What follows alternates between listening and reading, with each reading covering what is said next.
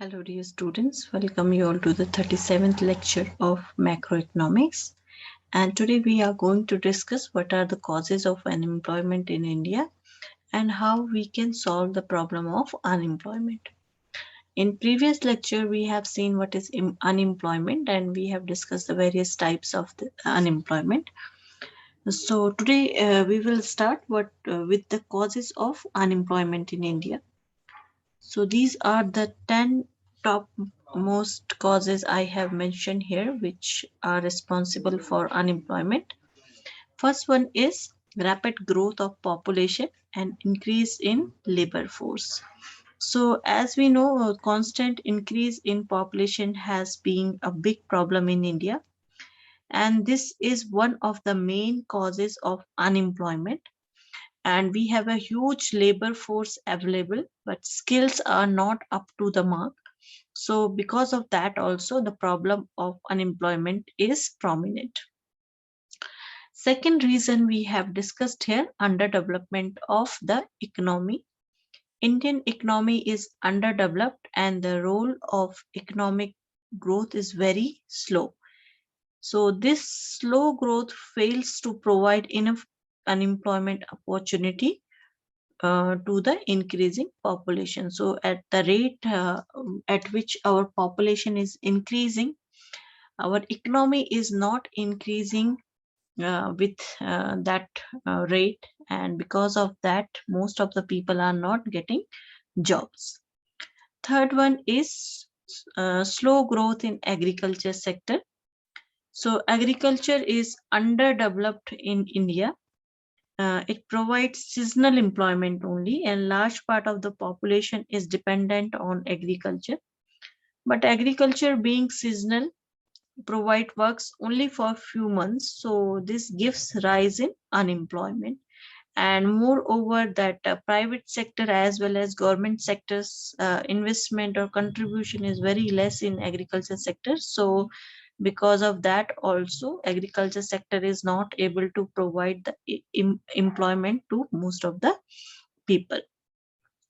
Next is our defective system of education. So we know that most of the time the number of universities has increased in India like manifold. There are almost 385 universities.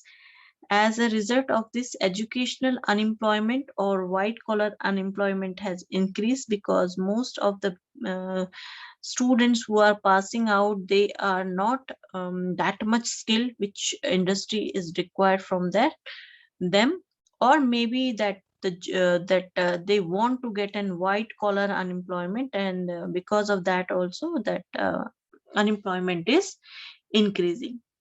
Next, we have absent of manpower planning. So defective planning is one of the reason of unemployment. So there is a wide gap between the demand and supply of the labor, and there is no plan had formulated, and long-term schemes are also not available for removal of unemployment. Next one is degeneration of village industries. So under village industries like cottage industry, horticulture, or that small scale industries. So we need to work on those areas also, because they have a scope to provide huge employment to the rural population. Slow growth of Indian industrial sector is there. That is also a reason for unemployment. Immobility of laborers are there in India. Laborers, they are more attached towards their family and they don't want to move to cities or those areas where employment is available. So that is also one that cause. And jobless growth is there, even though the economy is growing, but and that it is not capable of giving the jobs to our people. So that is also one reason. Apart from that, inadequate agriculture facility is there, and we can say like in agriculture we are not focusing too much, less savings and investments are there in agriculture sector, fall in cottage and small sector industries are there. So all these are the causes of unemployment in India. So next we will see how we can solve the problem of unemployment. So these are the few steps to reduce the unemployment. So first one is reconstruction of agriculture sector. So I told you earlier also, agriculture sector, like most of the people in India, they live in villages, and we need to accelerate investment in agriculture sector. So it is one of the important reason for the slow growth of employment in agriculture and rural sector.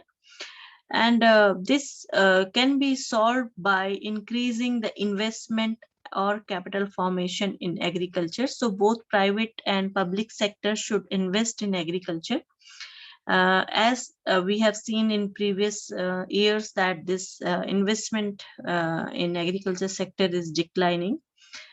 And if we will focus more on this sector, so there are huge probability that the agriculture sector will be able to provide the employment to the most of the people. Next, we have adoption of labor incentive techniques. So both the organization both the organized and unorganized sector must adopt the labor incentive techniques if sufficient employment opportunities to be generated in both rural and urban sectors.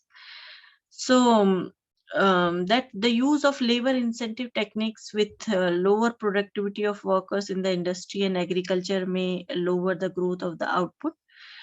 So we need to find out some trade-off between employment and growth of the output. So we need to find out some strategies through which we can use the maximum labor and where we are not compromising with the output.